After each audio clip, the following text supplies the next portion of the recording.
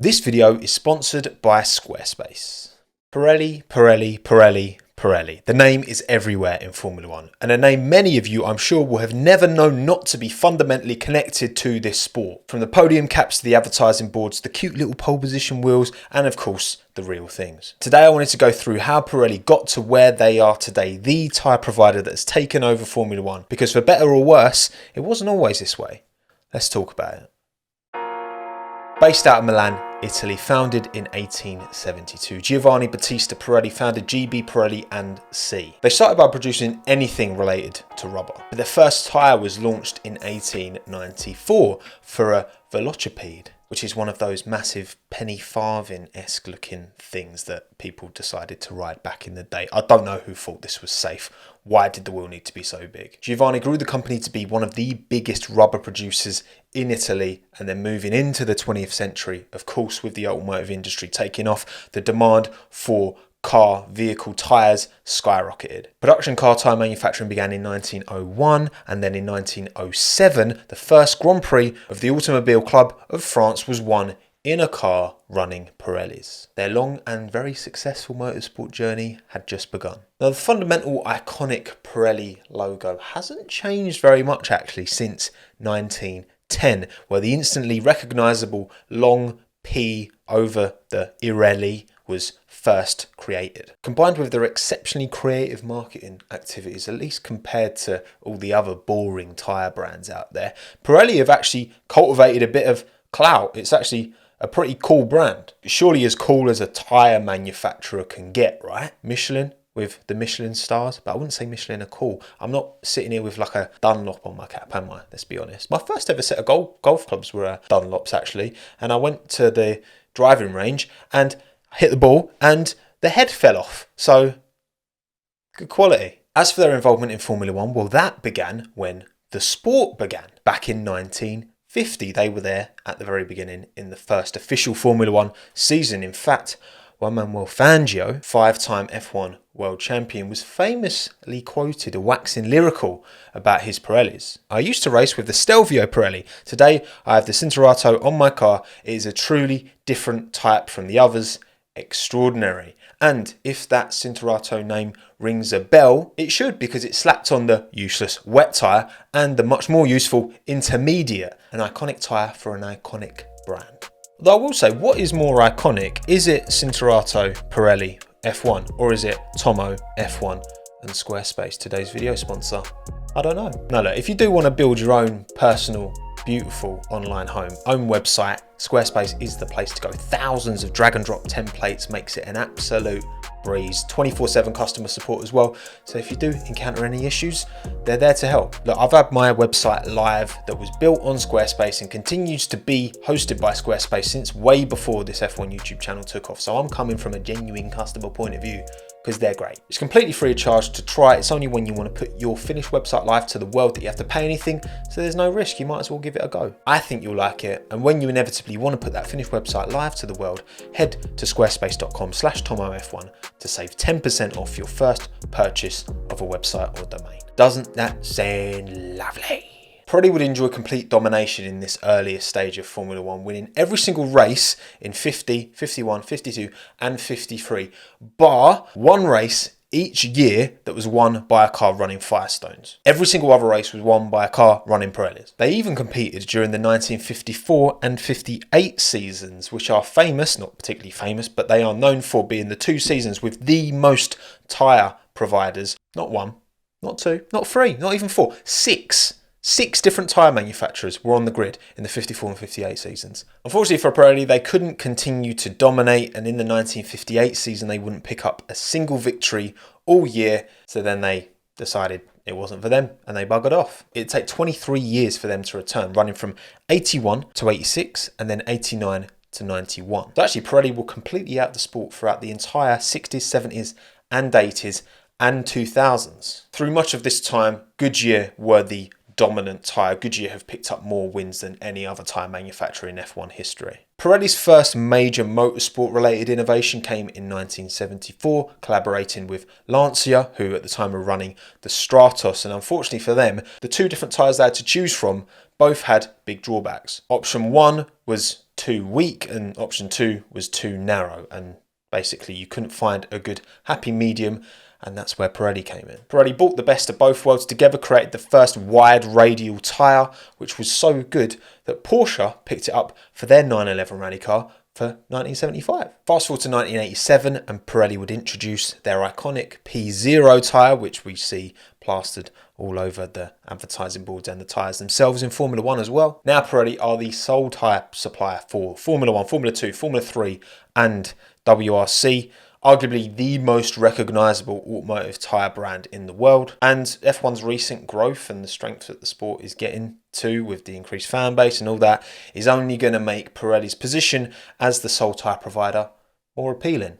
So let's go back to the last year that Pirelli weren't in charge. The most recently we didn't have Pirelli tyres in Formula 1. Bridgestone, the Japanese tyre manufacturer, had been supplying Formula 1 since 1997, and then Michelin had been the alternative compound of choice between 2001 and 2006. Michael Schumacher won his 5 world titles on Bridgestone's, Alonso won his 2 on Michelin's. However, from 2007 to 2010, the entire field was running Bridgestones. But then, on the 2nd of November 2009, the news dropped. Bridgestone would be pulling out of Formula 1 at the end of the 2010 season, so at the end of the following year. Why? Well, there's a few reasons, and I guess first of all, let's kind of talk about the controversy attached to Bridgestone during their time, because it's F1.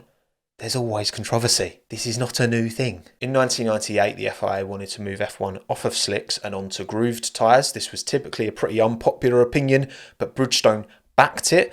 And this resulted in Goodyear, who I mentioned earlier as the most successful tyre supplier in F1 history. They weren't happy and they buggered off. When Bridgestone first came in, they were typically supporting teams towards the back, but by 2003, they'd struck up an incredibly close relationship with Ferrari. So much so that that year they lobbied alongside the Italians to basically make the Michelin tyres illegal late on in the season as well, so giving them very little time to create a new compound, and that could have made the difference between a Raikkonen McLaren championship win and a Schumacher Ferrari one. If you want to hear more about that specific story, because there's a lot more detail to it, check out Aidan Millwood's video, link above. And of course you can't forget 2005, the famous Indianapolis Grand Prix that was famous for all the wrong reasons. It was only the Bridgestone runners that day who took part in the race. They weren't prepared to budge. They weren't prepared to come to a compromise on their side, which you could argue maybe they weren't entitled to. Maybe it wasn't on them. But ultimately, Bridgestone and Ferrari were pretty happy to let the race go on as it was. At the end of 2006, the FIA decided that they only wanted one tyre manufacturer,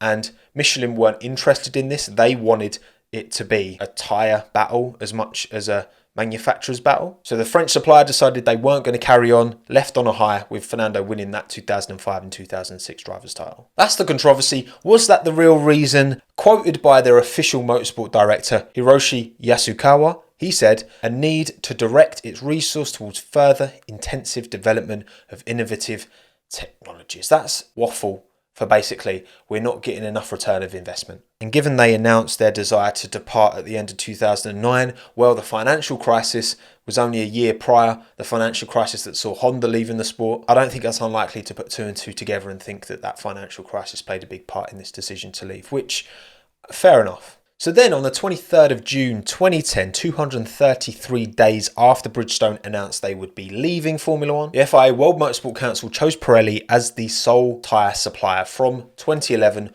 onwards on a 3-year deal to start with. A deal that would go on to extend ever since. And actually, my understanding is it was between Pirelli and Michelin. So Michelin had decided, oh, actually, no, we do want to come back into the sport, even though it would be one tyre provider. They wanted the tender. They didn't get it. Also, Michelin have just lost the tender for Formula E, haven't they? It's Hankook from next year onwards, a South Korean tyre manufacturer. So another L. Mario Isola is Pirelli's current head of motorsport. He is the face of all the company's motorsport activities, and we often see him knocking about the paddock. You know, if there's a Pirelli related issue, he will typically be brought on to give the company's kind of point of view on what's gone on with the tyres. For example, with Verstappen and Stroll's tyre blowouts at Baku last season, Isola had to come out and address it. Ultimately, it didn't look very good on Pirelli, and the fault for sure was at Pirelli's door, whether it was the tyres themselves or how they'd instructed the teams to run them. If you want to understand more about these current Pirelli tyres in a bit more detail as well, Mario did a video with Chamber earlier on this year, so again, link above. So here we are today. Pirelli have 7 compounds that they provide to F1, 5 of them for slick conditions, hard C1 through to a soft C5. 3 of those get chosen for each Grand Prix depending on what the expected conditions are. So for a high wear track like Suzuka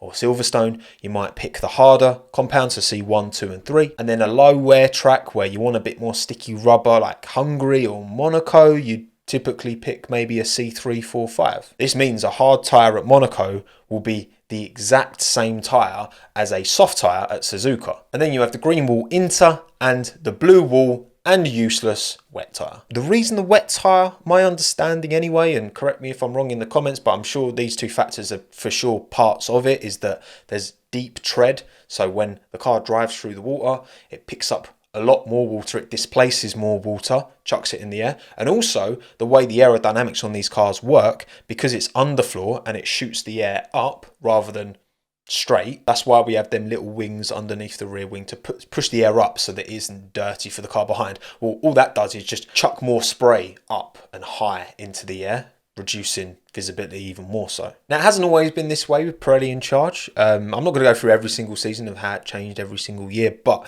2018 definitely deserves an honourable mention because that was the most recent kind of big change to what we have today. Instead of 5 slick compounds, we had 7 slick compounds, plus the inter and the wet, making 9 in total. We had a pink hypersoft and an orange super hard. Wasn't particularly well received to get like, you don't need 7 different compounds of tyre. That's incredibly wasteful. But the rainbow of different colours looked very cool. So what's more important, you know? 2019 saw those 2 extra, more extreme compounds dropped, renaming to the C1 to 5 system rather than hypersoft, super soft, all that, which is a bit more easy to understand. Pirelli extended their current deal with F1 back in 2021, meaning they'll be the official F1 tyre supplier until the end of 2024 at the very least. Since they beat out Michelin for the tender in 2011, you got to say the sport is much bigger, much more popular, and whoever supplies F1 is getting more bang for their buck, more eyeballs on their brand if they supply now than they would have, 11 years ago. I think they'd have to fight much harder to keep that deal from 2025 onwards. Again, we saw Hankook taking that deal in Formula E from Michelin. Who knows? And also I wanted to mention the tyre wars back in the day. Do you think the tyre wars should return for the future of Formula 1? Or should we just be sticking to one supplier? Because, I don't know, it would add an extra variable because at the minute you kind of have, 4, because you've got the strategy team, you've got the driver, you've got the chassis, and you've got the engine. Those are the 4 kind of main variables. You can add tyres to that if you get more than one tyre supplier. So you could have the best of everything else, but if you have the worst tyre supplier, you could be in the mud. Personally, I'm not too interested in seeing that. Maybe if the sport does get closer with the cost cap doing its job over time and the performance of the cars coming all within like a second in Q1, for example, maybe then giving that opportunity to another tyre manufacturer coming, maybe, I don't know. I'm not massively behind it, but maybe there's some good suggestions. Let me know in the comments below. So that's what I've got to say about Pirelli. Thank you very much for watching. Thank you very much to Squarespace for sponsoring this video as well. My name's Tommo. Thanks again. Have a good one. Ta-da.